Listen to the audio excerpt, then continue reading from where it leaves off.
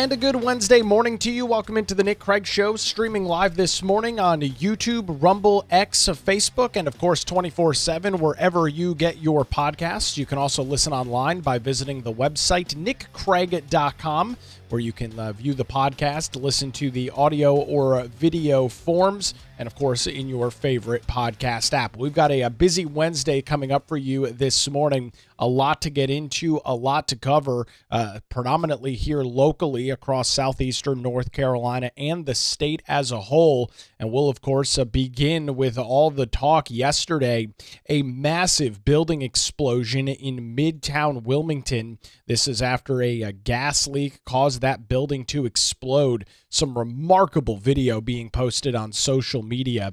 This video this morning, which shows the entirety of the explosion from the parking lot of Bob King Automotive, is posted by Kirk Rogers on Facebook, and it shows the moments in which a gas leak turned into a fireball situation, causing the building that was soon to open as a veterinary clinic, causing that building to be completely destroyed.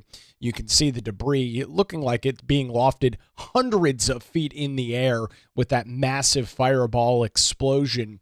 All of this taking place after an individual who was under the influence was driving their car along News Center Drive, crashed into an above-ground gas main or some sort of above-ground gas line. And then after law enforcement, first responders, including the Wilmington Fire Department, arrived on scene, something ignited the gas that was leaking into the air, causing that massive building explosion. Over the last couple of hours, we have learned additional information about said individual. 46-year-old Jason Lee Beach of Wilmington has been charged with DWI, felony serious injury, possession of drug paraphernalia, hit and run leaving the scene, reckless driving, and failure to maintain lane. He is currently being held under a $100,000 secure bond at the New Hanover County Detention Center. Authorities say that his car, at least allegedly at this point, hit the new home, or the said-to-be new home, of the Eastern Carolina Veterinary Referral Clinic, which is at 5051 News Center Drive. That his car going off the road hit a gas line, ruptured it around 11:30 yesterday morning. And as law enforcement was on scene, as law enforcement and first responders, including those, as I mentioned, members of the Wilmington Fire Department, as they were there to conduct evacuations, they were trying to secure and make sure that that there was nobody in the building, doing exactly what you would expect first responders to do: secure the scene and make things as safe as possible for the individuals around the area. Well, they were on scene conducting a sweep of that building when, well, unfortunately, exactly what you saw in that video happened. That was, in fact, the building exploding, causing that massive fireball explosion and injuring some members of the Wilmington Fire Department. Reports this morning indicate that four fire department officials were hurt in the blast, three of them dealing with some minor injuries, one more rather, dealing with not life-threatening, but some very severe burns. That individual rushed to the Chapel Hill Burn Center up in Chapel Hill, North Carolina, with some of those extensive burns reportedly to the hands and arm area of that firefighter. We don't know their name. We don't even know whether it was a man or woman. We just know, in fact, it was an individual who is a member of the Wilmington Fire Department. A press briefing took place yesterday morning, or yesterday afternoon is probably more accurate to say, kind of going over some of those details. I thought we'd listen to a few minutes of that from members of the Wilmington Fire Department and the Wilmington Police Department. Let's take a listen. There had been an accident where a vehicle struck a gas meter. So we were out here investigating, doing a primary search of the building to make sure that everyone was out of the building when there was an explosion. There were no civilians inside, only fire personnel. Upon the explosion, there was flames showing obviously through the roof, and so we evacuated the building. 3 firefighters were injured during that explosion and evacuation. They have since been taken to the hospital, 2 with non-life-threatening injuries and 1 with severe injuries to the hands, burn injuries to the hands and arms. When you first arrived on the scene, what went through your head with all this debris and just everything out there? Obviously it's scary, but this is what we train for every day, and so they just kick into gear, right? And they know what they got to do, and they're here. We're here to make sure that the job gets done. Forgive me if this is asked, but how do you feel that your firefighters, your team responded in this manner? Did they do a good job? Or? Absolutely. We train every day to make sure that we're ready for something at this level, and so absolutely they did a great job. And no question about it, they did do a great job. The men and women of the Wilmington Police Department, the Wilmington Fire Department, doing exactly what they are trained to do. It doesn't happen, of course, very often that you've got a massive gas leak that leads to a huge building explosion, which did make national and international news throughout the day yesterday, based on the fact of, and you can kind of see it behind the representatives here from WPD and WFD, News Center Drive completely littered with debris from that massive fireball, that massive explosion that happened on New Center Drive. The road there closed for well over 6 hours as crews not only fought to try and then contain the fire that broke out, but of course working to secure the scene, getting that debris cleaned off of the road to make it safe for individuals to begin traveling once again. Now, this was an earlier press conference. This happened in the early afternoon hours, and at the time, there were reportedly three members of WFD injured. That number then later on rose to 4, but the numbers are, as I mentioned earlier, 3 with minor injuries. Reports are they have been released, 1 with some severe injuries, apparently at the Chapel Hill Burn Center this morning, trying to deal with some of those extensive burns, which, I mean, makes sense when you see the video. Members of WFD apparently inside the building when that explosion took place. What caused that ignition? Not immediately clear this morning. You can imagine that the fire marshal and fire inspectors and other folks that are going to be brought in over the next couple of days and weeks will try and figure out what was the spark that ignited the explosion that, from all accounts, completely destroyed that soon-to-be open building. Thank God it was not open. I mean, you talk about it was already and was and continues to be a tragic situation with a building set to open. But with that, it could have been unbelievably worse had there been a full operational occupancy of that building. This video and picture from WECT News really paints the full picture. From the road, it looks like the building is in all right shape. Their drone was up yesterday, and it shows the full extent, the full magnitude of the damage on this building, which really you can only describe at this point as a complete and total loss. That building is going to have to be demolished and rebuilt. I can't see any fathomable way in which any sort of repairs are done to that building. It is definitely going to have to be torn down and rebuilt. And you can see the extensive damage from the explosion itself, and then of course hundreds if not thousands of gallons of water being sprayed on the structure to try and get the fire under control. So that shows a complete and total loss, but fortunately no individuals from the veterinary referral clinic and medical center were on there, and none of their contractors who are, of course, working on getting the building up to date and getting the building ready for opening, which was supposed to happen in September, literally just a couple of weeks away. None of them were injured. None of them were on scene. I don't know if they were on scene, but nobody was injured, fortunately, from the company. As I mentioned, a couple WFD firefighters dealing with some injuries this morning. According to arrest warrants obtained by WECT News, Jason Beach, the individual who did that and then ran his car into the gas main and then attempted to get away, injured one person's head and hands in the accident, causing broken bones. police reportedly found a can of Galaxy gas, which is nitrous. That's a popular thing that is now roaming around the internet, TikTok trends and other social media trends of individuals getting high on nitrous. That was apparently found in the car. He was located near the intersection of 31st and Market, according to a WPD spokesperson. Fortunately, New Center Drive was reopened around 6 p.m. yesterday as police and fire crews spent the afternoon cleaning up debris from the explosion before leaving the scene when the road was reopened. WPD again noted some of the issues there with the members of their team. The Wilmington Fire Chief Steve Mason told WECT News that 2 explosions happened inside the building. The cause of the second explosion is under investigation. Telling WECT, quote, "We heard the Mayday call come in, and those are the worst words a fire chief can hear. Firefighters saw an initial explosion and a bigger explosion, according to the firefighters who were inside. Those rescue and first responder crews were working to evacuate the building when that second explosion went off." And it would appear that that second explosion was that larger one that caused the roof of that building to soar hundreds of feet into the air.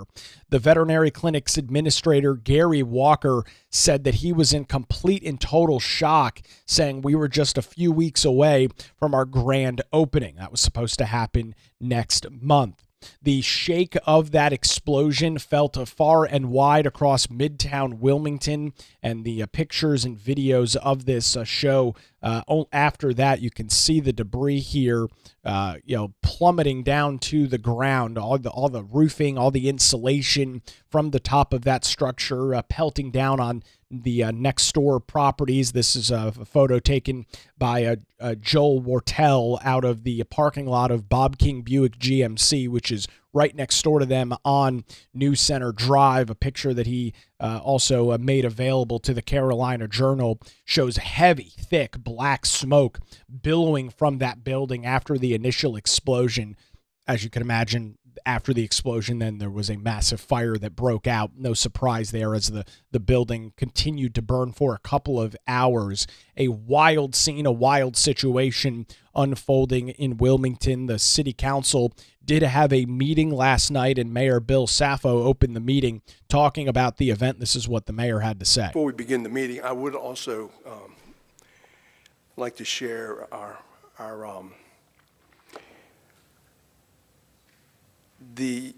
what we saw today at New Center Drive was unbelievable. Our public safety personnel, especially our firefighters, the men and women of the Wilmington Fire Department, our police department, New Hanover County Fire Department that backed up our police department to take calls while we had our personnel out there putting out this horrendous fire and explosion that took place.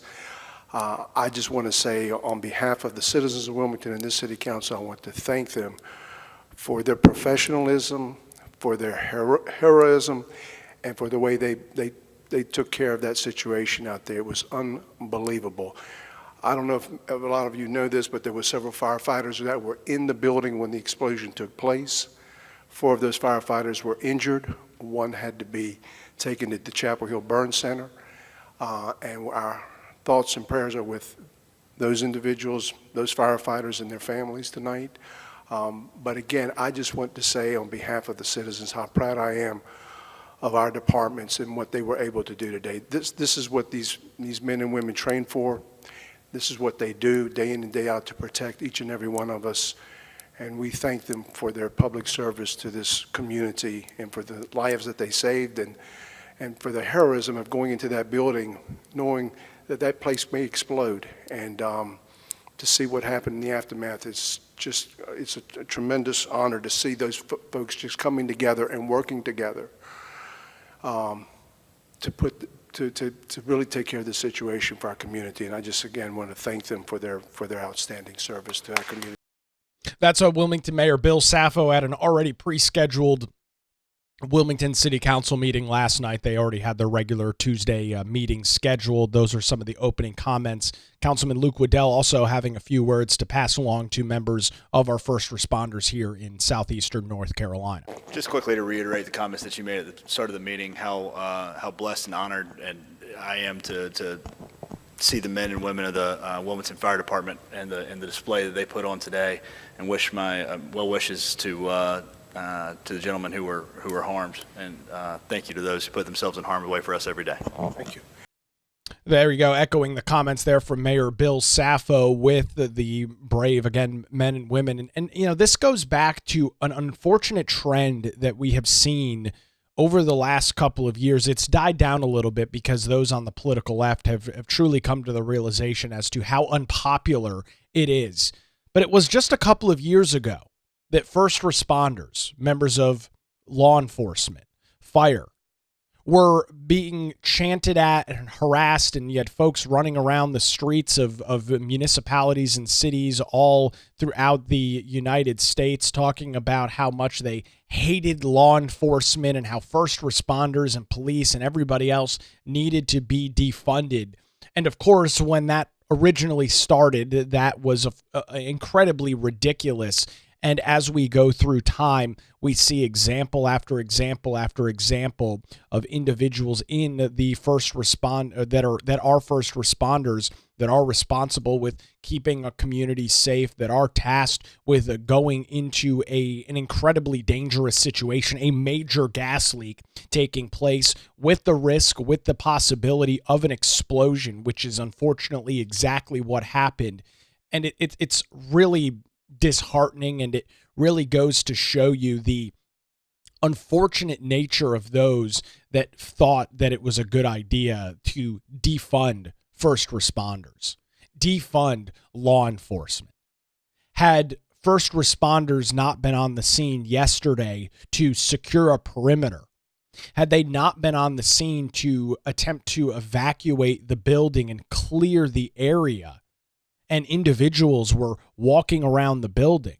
This is a very popular area, a very busy area of the city of Wilmington. I mean, there's so much traffic on New Center Drive. There's businesses all over the place. You've got a public car dealership with presumably people roaming the parking lot, sales representatives, individuals buying cars, all of that right next door. If law enforcement and first responders had not been on scene to clear that, you could have had potentially multiple fatalities with people hanging around the building. But it was first responders that did exactly what you would expect them to do. Show up, be on the front lines, and deal with this active, dynamic, and as we now know, very dangerous situation that unfolded. This whole concept, this whole idea of defunding law enforcement and taking away their resources has always been an incredibly stupid, short-sighted, ridiculous political stance by those on the progressive left. And once again yesterday in our community, we saw the benefit, the true responsibility of those that aren't doing this voluntarily, right? They are choosing to put their lives potentially at risk.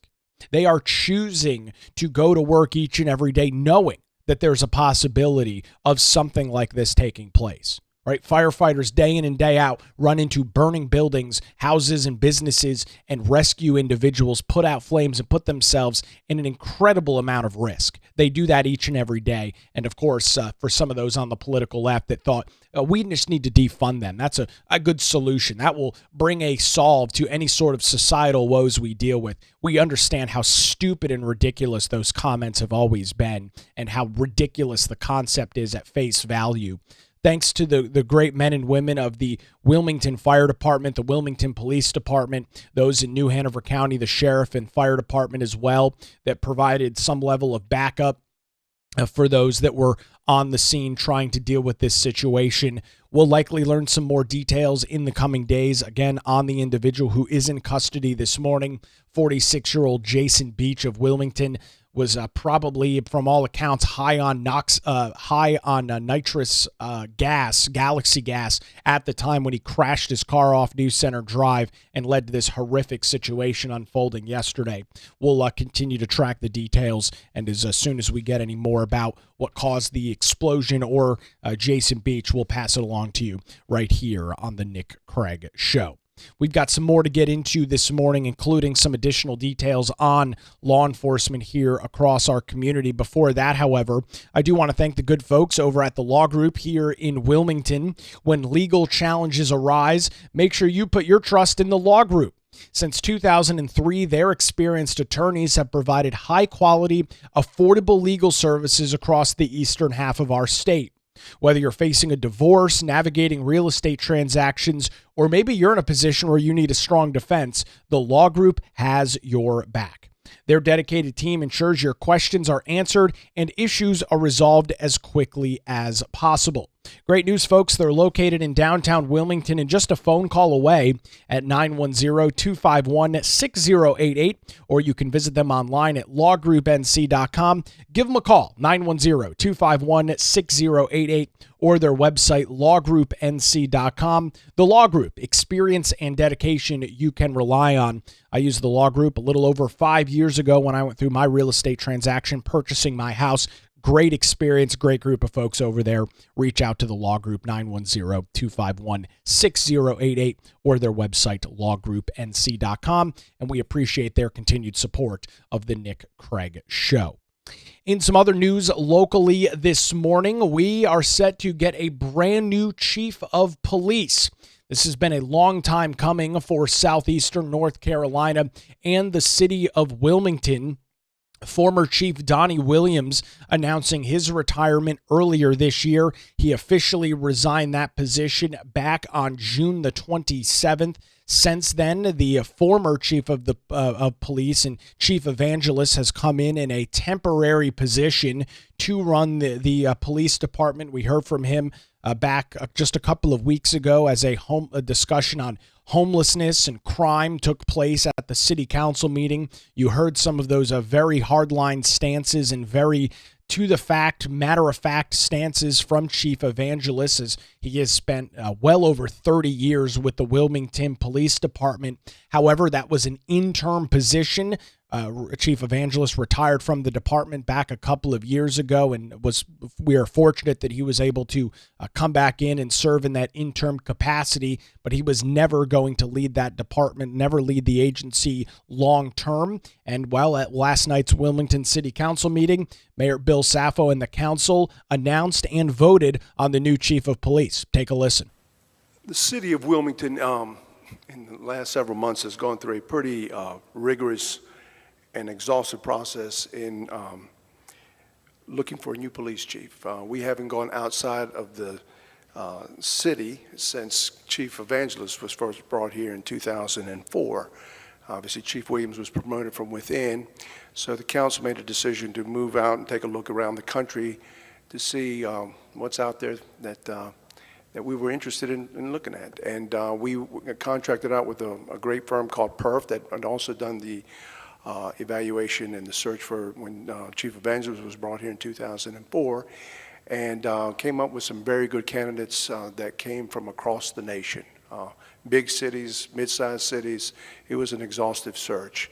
And council had worked diligently, did their homework, asked a lot of good questions, a lot of tough questions, and we settled on one individual who is here with us this evening. And I'm going to read the resolution, and he's here with his wife, and I'm going to introduce him in just a second. But this is introduced by the City Council, a resolution to appoint Ryan M. Zuidema as Chief of Police. Legislative intent and purpose, whereas pursuant to Article 11, Section 11.4 of the City Charter, City Council is vested with the authority to appoint the Chief of Police. And whereas after a thorough recruitment and selection process, the City Council has determined that Ryan M. Zuidema possesses the qualification and experience necessary to effectively serve as Chief of Police to lead the Wilmington Police Department with integrity and commitment to this community. Therefore, be it resolved that Ryan M. Zuidema is hereby appointed to the position of Chief of Police for the City of Wilmington, that pursuant to Chapter 9, Article 1, Section 9-1 of the City Charter, the Chief of Police shall be under the immediate supervision of the City Manager and shall be the Chief Executive Officer of the Wilmington Police Department, that the effective date of this appointment shall be September 22nd, 2025. So I will ask for an approval of this resolution. Councilmember Waddell has made the motion, second by Councilmember Joyner.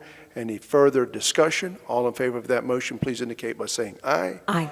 Any opposed? That item passes unanimously. And it did, in fact, pass unanimously, as you heard there from Mayor Bill Saffo. Ryan Zuidema will be the brand new chief of police for the city of Wilmington. He is currently serving as the chief of police in Lynchburg, Virginia. He has been an officer with the Lynchburg Police Department since 1997. Almost 30 years with that department. He now is bringing his experience and bringing his expertise to southeastern North Carolina, to the city of Wilmington. The new chief of police was introduced last night at the city council meeting. He had just a few comments to make and in response to the unanimous vote of his appointment and him taking on this position. Thank you, Mayor, Mayor Pro Tem, members of council. Truly an honor to be in front of you. I want to thank you for your trust and your confidence through this process in naming me your next chief of police. I certainly look forward to working with, I know several in here tonight, the men and women of the Wilmington Police Department. I've heard nothing but great things about all of them, and I know they're a great bunch of folks. I look forward to working alongside them.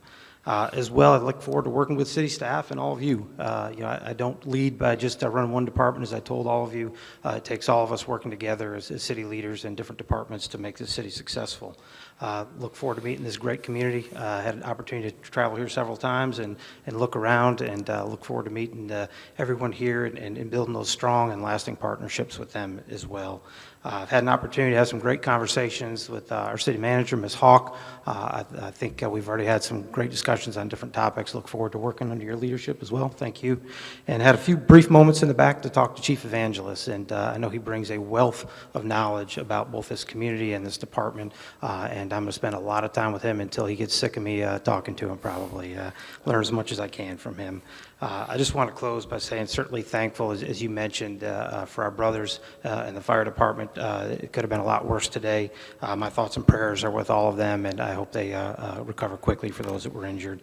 Again, just thank you for your trust. I can't wait to get started here in Wilmington. And in fact, he will get started about a month from now. He will begin his official role as the chief of the Wilmington Police Department coming up on September the 22nd, so a little over a month from now, where that is set to take place. And for Chief Zuidema, there's a lot of stuff that is going on here in the city of Wilmington, a lot of issues that have continued to plague the community. One of them is the homeless discussion. There was about a 2.5-hour meeting that the city council had earlier this week. We'll dive into those details coming up tomorrow morning, expecting some sort of vote or some sort of resolution on the continued issue, which is exactly that of public safety. Expecting that to take place at an early September meeting for the Wilmington City Council, so before the chief officially begins his role coming up on September the 22nd. So that is definitely going to be something that the chief is going to have to deal with. Morale has been a major problem within the Wilmington Police Department. Under the leadership of previous Chief Donnie Williams, morale was down. Officers did not feel comfortable in their position as sworn members of law enforcement. The atmosphere within the department was not good. That's not my thoughts. That's not my opinion on it. That is according to a study that you, the taxpayers in the city of Wilmington, paid for, a private firm checking in on the morale, checking in on the atmosphere within the Wilmington Police Department, finding some very troubling results. Of course, on top of that, Chief Williams did not have a great relationship with the community through the media. He regularly blackballed media, would not do interviews with a variety of media outlets across our community.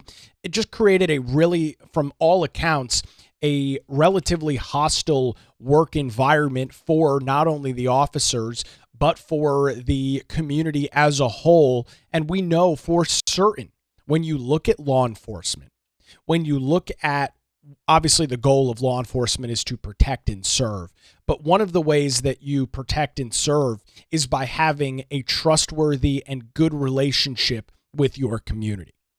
If the people that you represent do not trust you, if they do not have confidence in you, if they do not believe that you are doing good work, it makes it incredibly hard for those brave men and women of the Wilmington Police Department to do their job.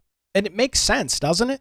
If there's a general distrust of law enforcement, if they don't believe that being the members of the community, if they don't believe that law enforcement has their best interests, that creates a big problem. And unfortunately, we found out earlier this year that a vast majority of the officers within the department have significant issues with the agency. The North Carolina Police Benevolent Association, a police advocacy group, oversaw the survey, which included 115 members, which is about half of the department, and it revealed significant dissatisfaction with the state of the department and city leadership. In a question asking if respondents would recommend WPD, that's the Wilmington Police Department, as a, quote, good place to work, 93% said no. Out of 115 officers, 93% said no. Nearly 80% said that they weren't satisfied with the agency's morale, and over 70% say they'd rate the department's work environment as poor. That is an abysmal disaster. And it really starts at the top. That is the legacy of Chief Donnie Williams. And of course, at the time when this was released back in April of this year, through a spokesperson, Wilmington Police Chief Donnie Williams declined to comment on the survey, which is what his tenure is: running from the media and running from the community, not answering questions and not being the public face of law enforcement, which you need, not only for the public standpoint, but for the morale of your officers. Results of the survey also indicated some other issues within the city as well. One of them dealing with short staffing. No surprise there when you've got 93% of your respondents, over 100 people, saying that the morale and the noting that it is not, in fact, a good place to work. It's no surprise, it's no shock that there's a shortage of those that want to put on the badge and become members of the Wilmington Police Department. And so it's a multitude of issues existing within the agency. Other issues taking place, including a lawsuit back late last year, taking place to complaints of a hostile work environment. The other discussions of how the chief, that being Chief Williams, created a, quote, toxic department environment that caused the city council to spend $75,000 with a third party investigating and finding that those claims were in fact substantiated of that environment. Here's another huge problem within the agency. This, again, was back in April. One of the questions in the survey found that 86% of respondents either strongly agreed or agreed that Chief Williams created a racial divide at the agency. Over 76% of survey respondents identified as white, just five total as black. However, race did not have a bearing on the issues and the response. According to the North Carolina PBA, 86% of respondents said that the chief of police created a racial divide at the agency. How is that something that is acceptable? The answer is it's not. The pressure was being turned up on Chief Williams. Back in October of last year, the PBA met with Mayor Bill Saffo and Councilman Luke Waddell for over 90 minutes discussing the issues, and it's no surprise that earlier this year, Chief Williams announced his retirement from the agency, because in all likelihood, he was probably not far away from losing his job. Not because I believe Donnie Williams is a bad guy, not because I even think he's a bad cop, but because his ability to lead the department was obviously lacking. When over 90% of your officers in the survey. And again, 115 people. This is not a small sample size. It's over half or about half of those employed at WPD. When over 90% say that it's a bad place to work. When 86% say that the chief is causing a racial divide in the agency, that is completely unsustainable, completely unpractical long term. And so as we look at the new chief of police being announced, these are some of the issues that he is going to have to deal with. He has got to win back the trust and the faith of the brave men and women of the Wilmington Police Department. And that is going to be a significant job that Chief Zuidema is going to have to deal with. Again, no fault of his own. He's walking into this, and I'll admit, knowingly walking into this situation. He's got a lot of work that's going to have to be done. Fortunately, and my hope is that in Chief Evangelist's leadership over the last couple of months, some level of that morale has been restored, that he has been able to maybe calm down some of the anxiety that exists within the Wilmington Police Department, the toxic work environment created by former Chief of Police Donnie Williams. So hopefully it's something that is already trending downwards, and Chief Zuidema, when he comes into the position late next month, it's something that, yes, he will continue to have to work on. Yes, something that is going to be an issue for him. Hopefully it's not at the elevated levels that it was back in April of this year when Chief Williams was still running the day-to-day over at the Wilmington Police Department. So congratulations to him. He starts next month, already beginning the process of reaching out and seeing if we can't schedule an interview with the Chief of Police to talk about some of these issues, talk about homelessness and crime that exists within the city of Wilmington, a major topic of discussion over the last couple of months. Look forward to seeing what he brings from the Lynchburg Police Department down here to Wilmington. He's got a long service in law enforcement, almost 30 years, started up in Virginia in 1997, and he has been the chief of police there since 2018. We'll continue to watch these details. We'll hear from the chief at city council meetings, and hopefully we'll have the opportunity to chat with him coming up right here on the Nick Craig Show. Congratulations to Chief Zuidema. A lot of work to be done. Of course, wishing for his success and hoping everything goes well with his transition into the chief of police here in the city of Wilmington. In some other news that we are tracking this morning, Hurricane Erin continues to be a monster of a storm system as it inches ever closer to the continental United States. You're looking at a IR satellite this morning, and the current progress and current statistics for the storm showing movement north-northwest at 13 miles an hour. The pressure currently sitting at 954 millibars, with the storm's maximum sustained winds currently being 100 miles per hour. The storm right now is a Category 2 hurricane. I'll admit a low-end Category 2 hurricane with those winds at 100 miles an hour. However, the impacts from this storm are already being felt across the state of North Carolina, where yesterday Governor Josh Stein did declare a state of emergency in anticipation of the storm. Taking a look at the watches and warnings out from the National Hurricane Center this morning, you can see the vast majority of the Outer Banks dealing with tropical storm warnings this morning due to what is expected to be some heavy rain and winds, and of course the big risk, that elevated surf, waves 15 to 20 feet, potentially flooding some of the connecting roadways, Highway 12 in the Outer Banks, which is really the only road, the main connector there. That has prompted local states of emergencies for both Hyde and Dare counties, and those mandatory evacuations taking place over the last couple of days. Zooming in, you can see all the way from the Albemarle Sound down to the Pamlico, down to the Crystal Coast is where these tropical storm warnings are in effect. Looking down at our area in Wilmington, no tropical storm watches or warnings, as the storm is likely to pass a couple of 100 miles off the North Carolina coast. However, we are continuing to deal with that elevated risk of rip currents. Looking at the track this morning, fortunately, it does continue in this north-northeast movement, splitting the gap between the United States and Bermuda, where there is a tropical storm watch in effect for Bermuda.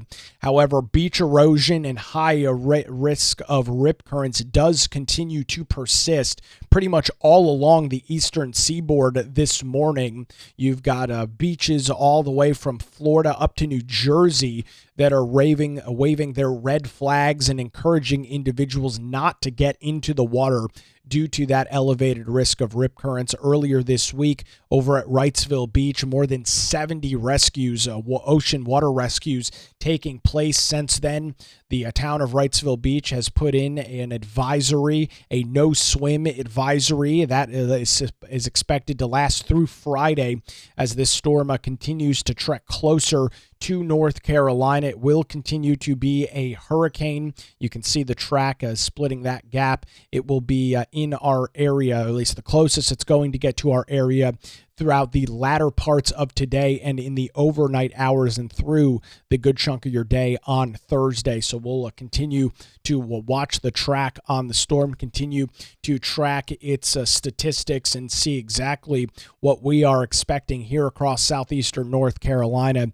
A very slight possibility of some wind and rain. It does not appear super likely, and one of the charts that is made available from the National Hurricane Center shows what some of the winds could look like. This is the chart. This is the possibility of tropical storm force winds, which are those over 39 miles an hour.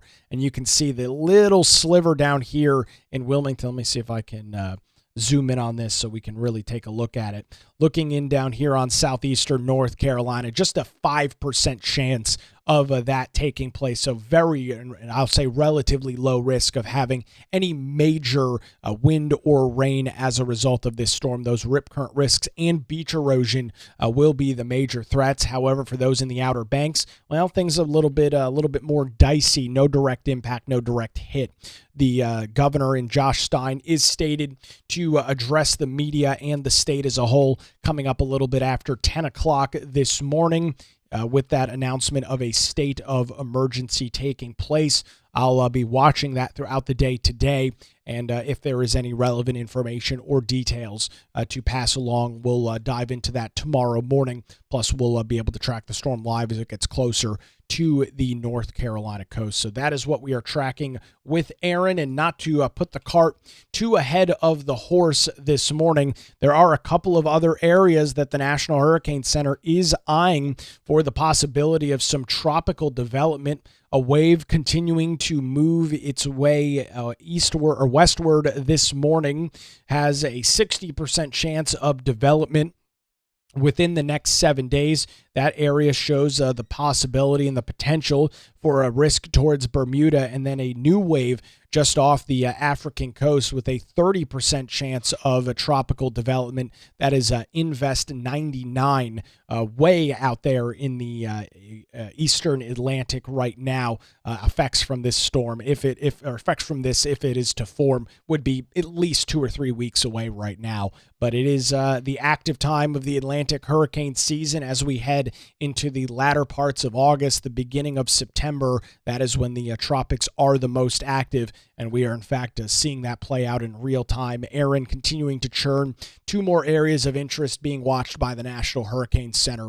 We'll keep you up to date with everything as we continue through the 2025 Atlantic hurricane season right here on the Nick Craig Show.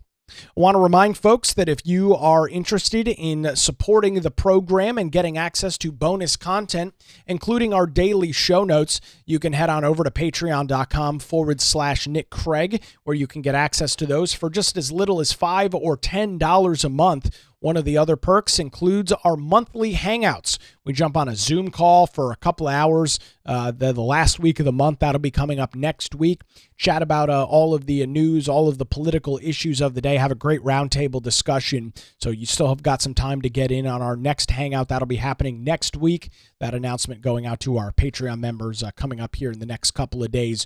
All of that available at patreon.com/Nick Craig. Well, that's going to do it for a Wednesday edition of the Nick Craig Show. Thanks to the Law Group here in Wilmington for their continued support. Visit them online at lawgroupnc.com or give them a call at 910-251-6088. Thanks for joining us live this morning, 7 a.m., YouTube, Rumble, X, Facebook, and, of course, 24/7 wherever you get your podcasts. We're back here tomorrow morning for the Nick Craig Show.